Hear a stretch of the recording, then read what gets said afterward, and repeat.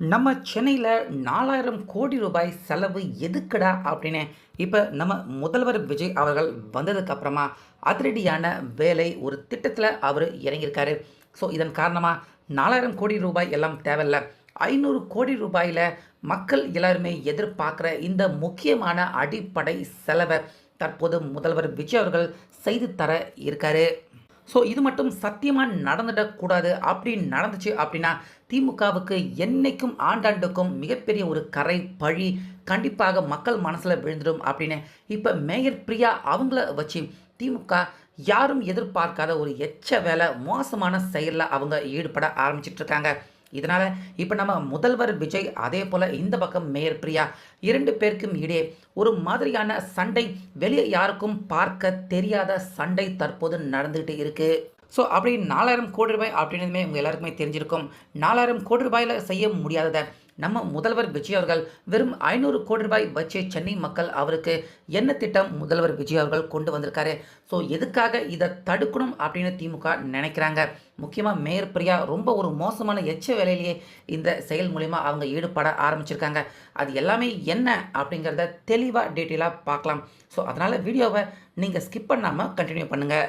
So நம்ம சென்னையின் மாநகராட்சி கட்டுப்பாடு இப்போ வரைக்கும் முதல்வர் விஜய் அவர் சிஎம் ஆயிட்டா கூட இப்போ வரைக்கும் யாருடைய கட்டுப்பாட்டில் ஏறக்குறைய இருக்குது அப்படின்னு பார்த்தீங்கன்னா, கவுன்சிலர்கள் எல்லாருமே கிட்டத்தட்ட 150 கவுன்சிலர்களுக்கும் அதிகமாக ஓட்டு போட்டு தேர்வு செய்யப்பட்டிருந்த மேயர் பிரியா அவங்க கண்ட்ரோலில் தான் ஏறக்குறைய மாநகராட்சி அவங்களுடைய கட்டுப்பாட்டில் தான் இருக்குது. இன்னும் ஒரு வருஷம் இருக்குது மேயர் பிரியா அவங்களுடைய பதவிக்காலம் முடியறதுக்கு. ஸோ இந்த சூழ்நிலையில் நம்ம முதலமைச்சர் விஜய் அவர்கள் அவர் பதவி எடுத்துக்கிட்டு இப்போ வரைக்கும் பார்த்தீங்கன்னா ஒரு 3 வாரம் வரைக்கும் தான் ஆயிருக்கு. ஸோ அதுக்குள்ளேயே சென்னையில் பார்த்தீங்கன்னா நிறைய மிகப்பெரிய மாற்றங்கள், அதிரடியான உத்தரவுகளை தொடர்ந்து ஒவ்வொரு நாளும் முதல்வர் விஜய் அவர்கள் பிறப்பிச்சிட்டு இருக்காரு. ஏன்னா சென்னை தான் தமிழ்நாட்டின் ஒரு இதய பகுதி, மையப்பகுதி, ஒரு முக்கியமான இடம் அப்படிங்கிற மாதிரி கருதப்படுது. சென்னை பகுதிகளில் அதிரடி காட்டினா நிச்சயமாக அதனுடைய இம்பேக்ட் தமிழ்நாடு முழுக்க மிகப்பெரிய அளவில் எதிரொலிக்கும். ஸோ அது மட்டும் இல்லாமல் சென்னை பகுதிகளில் முக்கியமாக முதல்வர் விஜய் அவர்கள் திமுக அவங்கள டெபாசிட் இழக்க வச்சு அதிரடியாக நிறைய இடத்த கைப்பற்றிருக்காரு. நிறைய அமைச்சர்கள் எல்லாரையுமே தோற்கடிச்சு முதல்வர் விஜய் அவர்கள் அவருடைய பலத்தை நிரூபிச்சதே சென்னையில் தான். ஸோ அதனால் சென்னை பகுதியை கம்ப்ளீட்டாக எவ்வளவு சீக்கிரமாக நம்மளுடைய கட்டுப்பாட்டுக்கு உள்ள கொண்டு வரணுமோ அவ்வளோ சீக்கிரம் கொண்டு வரணும் அப்படிங்கிற தீவிரத்தில் முதல்வர் விஜய் அவர்கள் ஒவ்வொரு நாளுமே அவர் ஈடுபட்டு இருக்காரு. ஸோ அந்த லிஸ்ட்டில் பார்த்தீங்கன்னா ஃபஸ்ட்டு சென்னை மக்கள் அவங்களுடைய அடிப்படை தேவை எல்லாத்தையுமே என்னென்ன அப்படின்னு தெரிஞ்சு வேகமாக அதை பூர்த்தி பண்ணிக்கிட்டு இருக்காரு விஜய் அவர்கள்.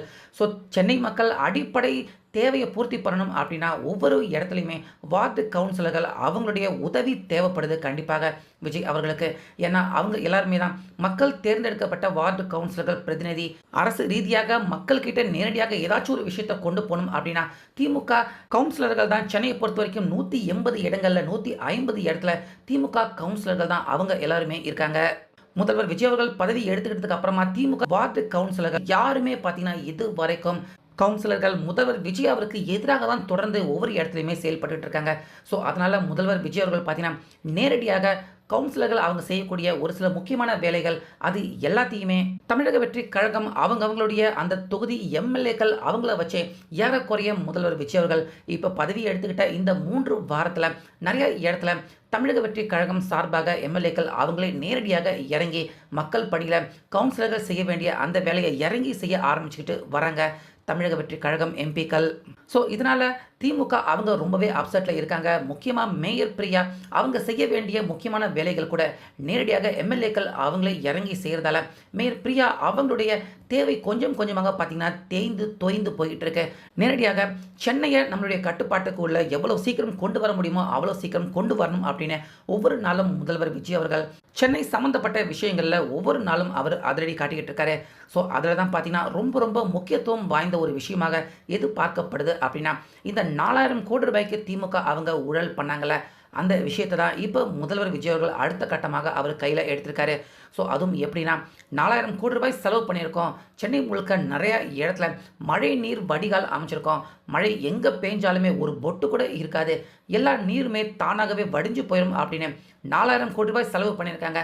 ஆனால் ஒவ்வொரு வருஷம் மழைக்கால மழை பெஞ்சா கூட பரவாயில்ல, சாதாரண பருவமழை, சாதாரண ஒரு 1 மணி நேரம் 2 மணி நேரம் மழை பெய்ந்தா கூட சென்னையில் ஆங்காங்கே தண்ணிகள் தேங்கி நிற்கிறத இப்போவும் நம்மளால் பார்க்க முடியுது. ஸோ 4000 கோடி ரூபாய் செலவு பண்ணி சாதாரண மழைக்கு கூட சென்னை தாங்க மாட்டேங்குது அப்படிங்கிற நிலைமையில தான் இப்போ சென்னை இருக்குது.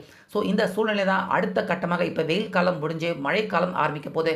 இதனால் முதல்வர் விஜய் அவர்கள் 4000 கோடி ரூபாயில் அவங்க செலவு பண்ணியிருக்கேன் அப்படின்னு சொல்கிறாங்களே, நான் வெறும் 500 கோடி ரூபாய் செலவு பண்ணி சென்னை முழுக்க மழை நீர் வடிகால் அமைப்பை எல்லா இடத்துலையுமே அதிரடியாக அமைக்கப்பட இருக்கு.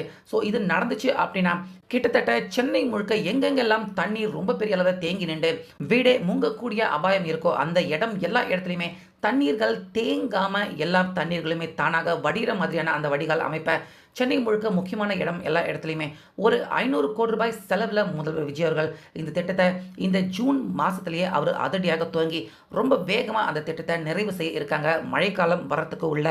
ஸோ இதை முதல்வர் விஜய் அவர்கள் எப்படியாச்சும் அவர் செஞ்சு முடிச்சிட்டாரு அப்படின்னா 500 கோடி ரூபாயில் செய்ய வேண்டிய விஷயத்தை நீங்கள் 4000 கோடி ரூபாய் எடுத்தும் அந்த விஷயத்தை நீங்கள் வடிகால் அமைப்பை நீங்கள் செய்து முடிக்காமல் இருக்கீங்களே, அப்படின்னா நீங்கள் எவ்வளவு கொள்ளை அடிச்சிருக்கீங்க அப்படிங்கிறது ஏற்கனவே மக்கள் எல்லாருமே பேச ஆரம்பிச்சிட்டு இருக்காங்க. 4000 கோடி ரூபாய் செலவு பண்ணியிருக்கீங்க, எல்லா இடத்துலையுமே இப்படி தண்ணி நிற்குது அப்படின்னு மக்கள் எல்லாருமே திமுக அரசு ஸ்டாலின் எல்லாருமே திட்டிக்கிட்டு இருக்காங்க. முக்கியமாக இதுக்கு மையப்புள்ளியாக செயல்பட்டதே மேயர் பிரியா அவங்க தான். ஆனால் இப்போ வெறும் 500 கோடி ரூபாயில் முதல்வர் விஜய் அவர்கள் செஞ்சுருக்காரு.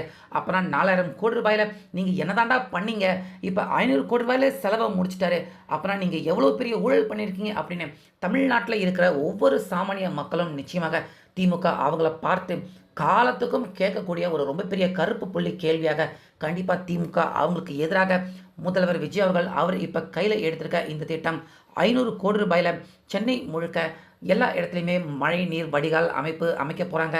எல்லா தண்ணீருமே தானாக ட்ரைனேஜ் ஆகிற மாதிரியான சிஸ்டத்தை முதல்வர் விஜய் அவர்கள் அடுத்த மழைக்காலம் வரத்துக்குள்ள அவர் அமைக்க இருக்காரு.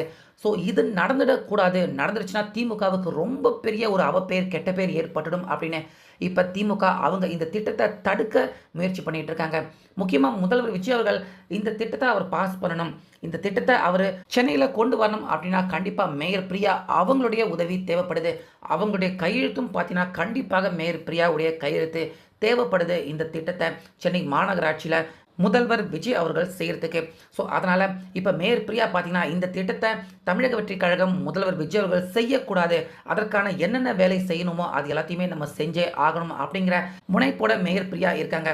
ஆனால் முதல்வர் விஜய் அவர்கள் எப்படியாச்சும் இந்த திட்டத்தை ஜூன் மாதத்தில் துவங்கி மழைக்காலம் துவங்குறதுக்குள்ள சென்னை முழுக்க பரவலான நிறைய இடத்துல மழைநீர் வடிகால் அமைக்கணும்.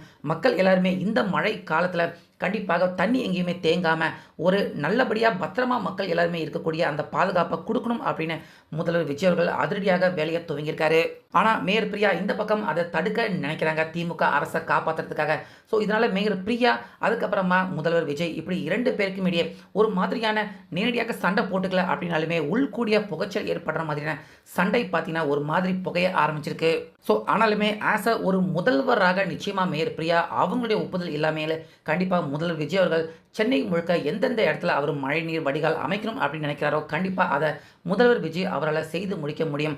அப்படி மட்டும் நடந்துட்டா கண்டிப்பாக தமிழக மக்கள் எல்லாருமே திமுக அரசு அவங்கள காரி தான் துப்புவாங்க.